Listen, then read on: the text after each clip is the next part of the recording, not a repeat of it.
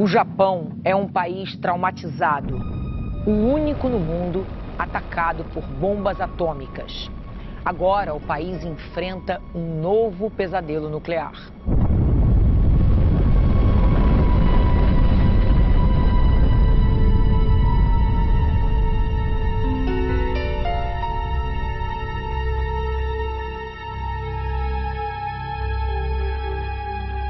Depois da tragédia causada pelo terremoto, seguido de um tsunami, uma explosão destruiu a estrutura de concreto de um dos reatores da usina de Fukushima, localizada no nordeste do Japão. Isso provocou um alarmante vazamento nuclear. Curiosamente, o país que mais sofreu com a experiência atômica é justamente o que mais utiliza esse tipo de energia. O Japão tem mais de 50 reatores nucleares.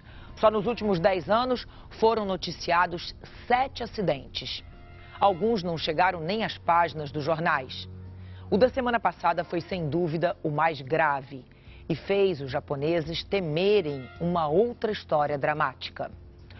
No Arquivo N de hoje, vamos resumir alguns acidentes que traumatizaram o mundo, como o de Chernobyl e, no Brasil, o Césio 137.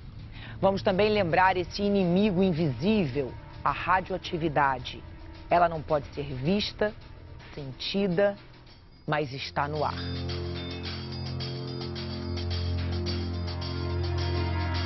A descoberta do núcleo atômico foi uma das coisas mais importantes. Inclusive, este ano está fazendo 100 anos da descoberta.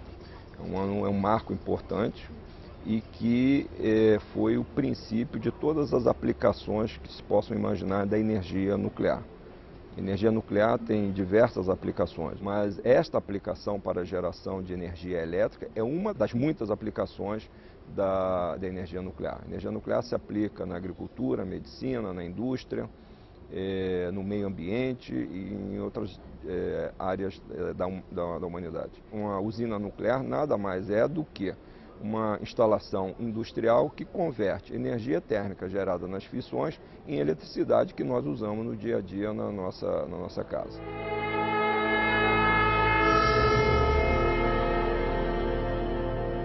This is the CBS Evening News with Walter Cronkite. Good evening. The world has never known a day quite like today. It faced the considerable uncertainties and dangers of the worst nuclear power plant accident of the atomic age. And the horror tonight is that it could get much worse. It is not an atomic explosion that is feared. The experts say that is impossible. But the specter was raised of perhaps the next most serious kind of nuclear catastrophe, a massive release of radioactivity. Em 1979, houve um acidente na usina de 3 Mile Island, que fica no estado da Pensilvânia, nos Estados Unidos. Houve um derretimento do núcleo do reator. Só que as consequências para o meio ambiente foram bastante reduzidas, porque existia um grande prédio da contenção, que, como o próprio nome diz, conteve a radiação e ela não foi para o meio ambiente. Houve até uma liberação para o meio ambiente, mas de maneira controlada.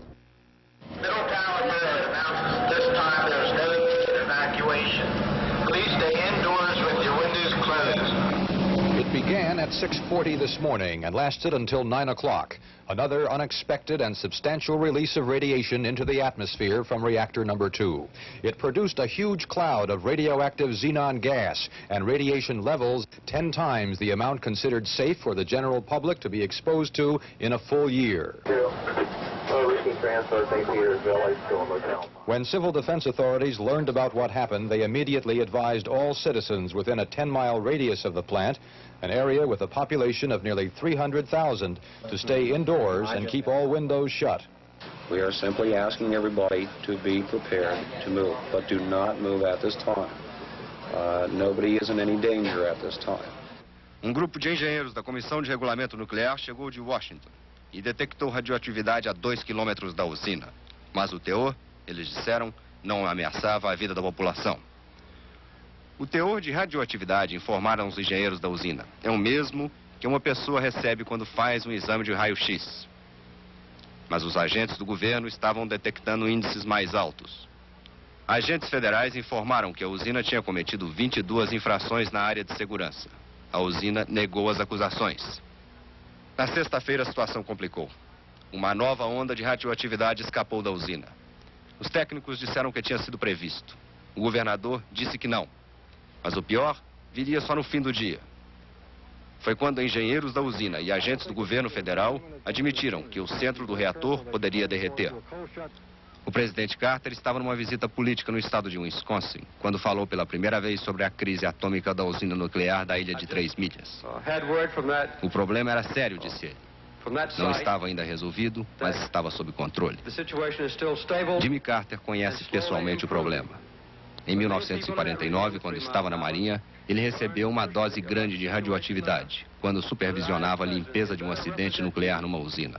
Quando uma pessoa é contaminada, ela pode ter desde uma queimadura na pele, queimadura forte, até ter, ao longo da sua vida, um aumento da probabilidade de ter um câncer. Porque a radiação nuclear, ela interage com as células benignas do corpo humano e pode causar alguma deformação nessas células. E isso evoluir para um câncer. Ela, se for uma pequena quantidade, pode até ajudar. É o caso do tratamento de câncer através da radioterapia. Numa grande quantidade, ela prejudica, que é o caso de um acidente nuclear, onde as pessoas ficam muito expostas à radiação. Every day, we receive tiny doses of radiation from the sun, cosmic space, the food and water we consume, and the air we breathe. The amount of exposure is measured in millirems, and from the everyday sources, the average American absorbs about 100 millirems a year. A normal chest X-ray can add about 10 millirems. The total is still far below the 5,000 millirems a year considered allowable by the government. 200 yards from the site of the Pennsylvania leak, radiation was measured at 30 millirems, equivalent to 3 chest X-rays. A relatively small dose, but large enough to raise concern over the long range. Scientists still can't agree on what, if any, amount of radiation is safe, but they do agree that the longer the exposure to even low levels of radiation, the greater the risk. Flórida, fevereiro de 1980. O sistema de controle da usina de Christian River deixa vazar 15 mil litros de água radioativa. A água não saiu do prédio, mas os níveis passaram 10 vezes do limite que o homem pode suportar. Suruga, Japão, abril de 1981. 56 empregados contaminados pela radiação nuclear, quando 46 toneladas de lixo atômico escaparam de 2 tanques. Rochester, Estados Unidos, janeiro de 1982. Uma explosão espalha água na usina e provoca uma nuvem de radioatividade na atmosfera de pequenas proporções. Os moradores não foram evacuados, mas a maior tragédia nuclear da história iria acontecer em abril de 1986.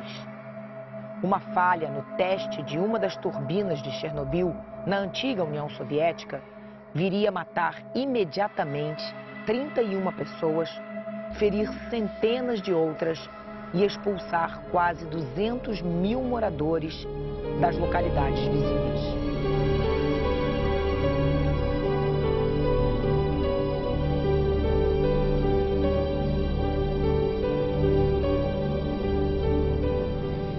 No dia 26 de abril de 1986, o reator 4 da usina nuclear de Chernobyl explodiu.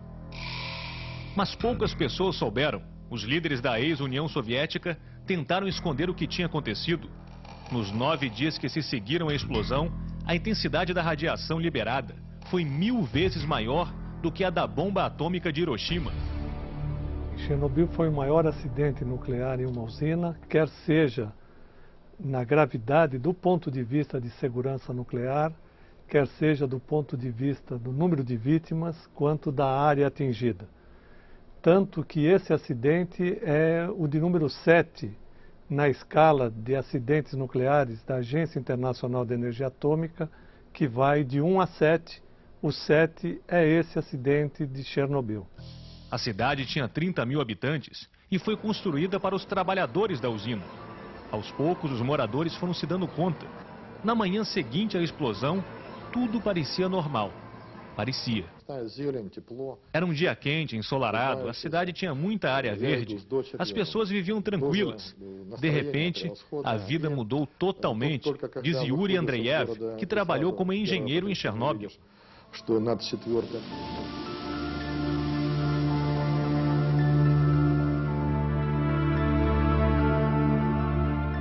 Foi, para começar, os russos da então União Soviética não divulgaram imediatamente. A comunidade ficou sabendo apenas quando a radiação foi detectada na Noruega, ou na Suécia ou na Noruega. Então apertaram os russos e aí veio. Realmente foi um choque muito grande e isso abalou a confiança das pessoas na energia nuclear, porque por mais que se fala que os reatores russos eram diferentes, que não tinham uma proteção chamada contenção, é difícil convencer as pessoas desse medo imaterial que surge.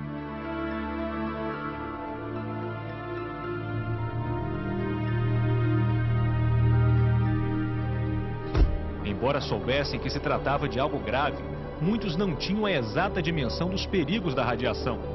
O jornalista Alexander Krutov fez parte da primeira equipe de televisão a chegar na área alguns dias depois da explosão.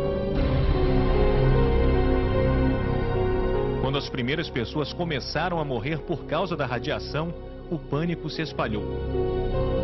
E a partir de 1986, os países, num acordo multilateral, eles decidiram que a partir daquele momento, todos eles seriam obrigados a notificar a Agência Internacional de Energia Atômica quando ocorresse qualquer evento anormal numa usina nuclear.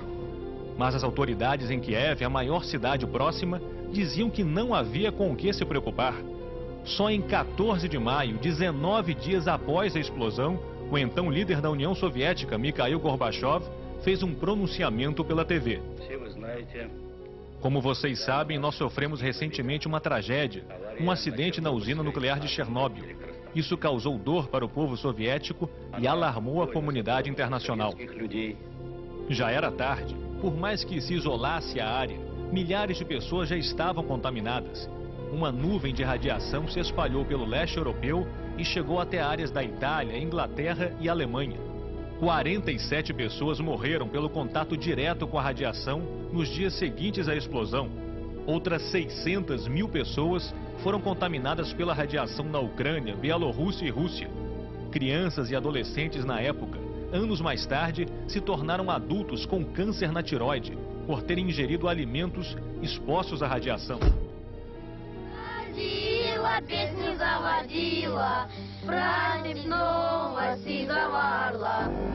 Hoje, 5 anos e 8 meses depois, a guerra contra as consequências da tragédia de Chernobyl está sendo travada num cenário surpreendente. Um país pobre e pequeno da América Latina, Cuba.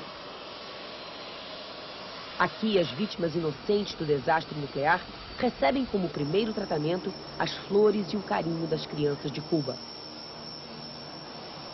Esta menina cubana procura entre os soviéticos um novo amigo a quem quer entregar uma flor. Um gesto de amizade que ela quer espalhar para todos, até para nós. Elas vão direto para a cidade dos pioneiros. Logo na entrada, uma mensagem de esperança para quem já sofreu tanto. Somos felizes aqui. Nesta cidade, que pode abrigar até 16 mil pessoas, vivem hoje 1.400 soviéticos. A grande maioria, crianças entre 2 e 18 anos. As menores de 7 anos, em geral, vêm com a mãe.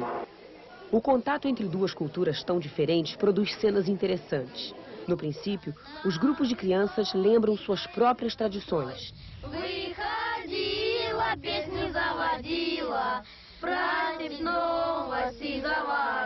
Mas em pouco tempo já aprendem as primeiras canções em espanhol, como a conhecida Cucaracha.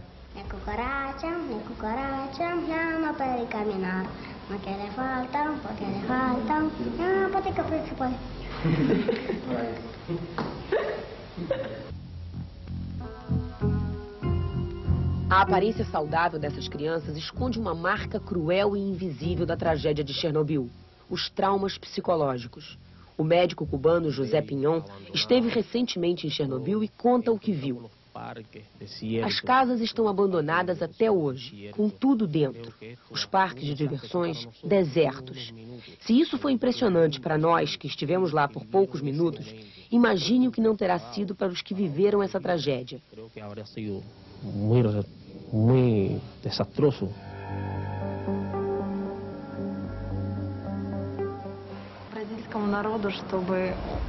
Continuem lutando pela paz como sempre fizeram.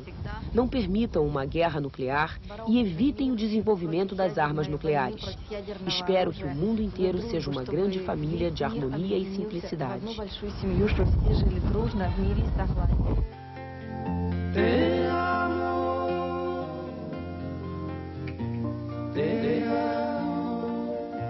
Para as crianças que vieram do frio, um momento inesquecível é este.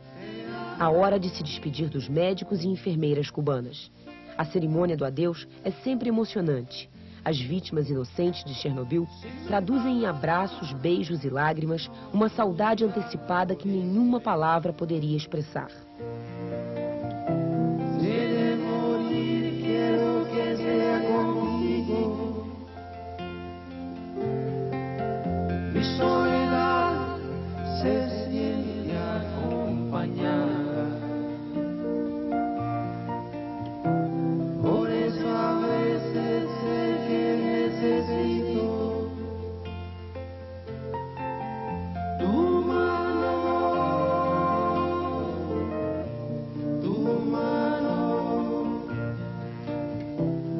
O Brasil também viveu o pesadelo da contaminação radioativa em setembro de 1987. O cenário da tragédia não era uma usina nuclear, mas o prédio de um instituto de radioterapia abandonado.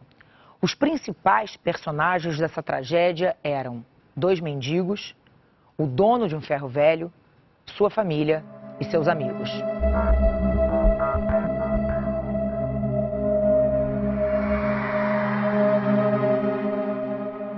Foi aqui que Roberto e um amigo venderam o aparelho de radioterapia que tiraram de uma clínica abandonada. Eu não sabia do perigo, vi a peça jogada lá. Se eu soubesse do perigo, eu não tinha pegado a mão nessa peça. A peça, aberta a marretadas, guardava um pó azul que fascinou os moradores. Achei bonito. Inclusive até pensei em fazer uma pedra com um anel, né? Ninguém sabia que era um material altamente radioativo, que contaminou mais de 700 pessoas. 4 morreram. Famílias inteiras tiveram que passar pela descontaminação.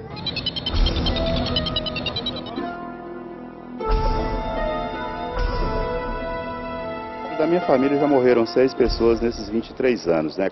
2 foram de síndrome de radiação, a Leide das Neves e a Maria Gabriela morreram 1 mês após o acidente, após o contato delas com o material radioativo. E daí para cá morreram mais 4 pessoas. Eu toquei de um fragmentozinho de metade de um grão de arroz, mais ou menos, de Césio 137, e passei na palma da mão, e aí sim me contaminei. E essa contaminação que eu ali recebi, eu levei para casa e irradiei a minha mulher e filhos. A equipe da Comissão de Energia Nuclear montou hoje uma nova estratégia de ação. Os técnicos agora estão medindo o grau de radioatividade nas áreas isoladas. De 8, apenas 3 ainda indicam focos de contaminação. Os técnicos se protegem com roupa especial, usam equipamentos que também foram utilizados em Chernobyl. Este é um aparelho que pode fazer a medição à distância.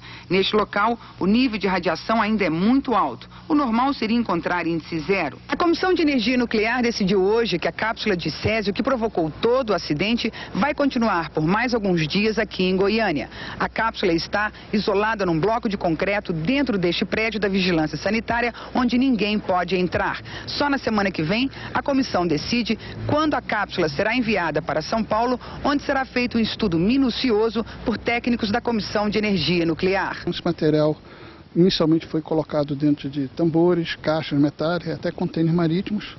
Depois foram reembalados, colocado também dentro de embalagem de concreto, que foi colocado dentro de uma piscina de concreto. Todos esses concretos certificados do ponto de vista de vazamento, de resistência física, e foram colocados dentro de um morro, tá, na qual você coloca por cima terra para poder evitar a erosão dos containers, e por cima da terra você põe grama para evitar a erosão da terra. Então você tem, na verdade, cria-se 8 barreiras de engenharia do SESI para o meio ambiente.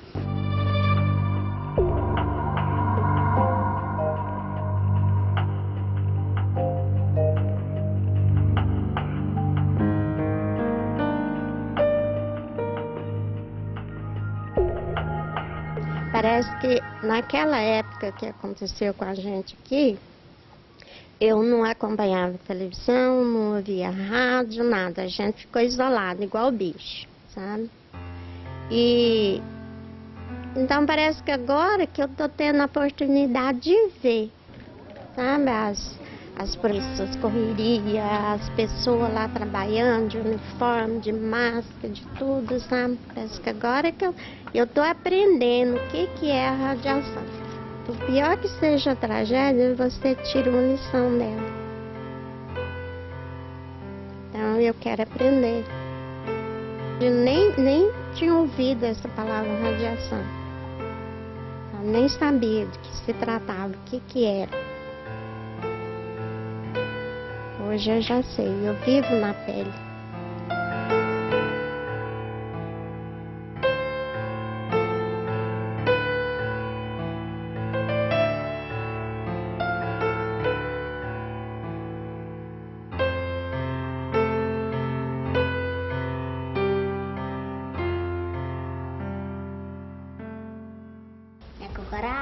Minha cucaracha, llama para caminar. No quiere falta, porque le falta, no, para que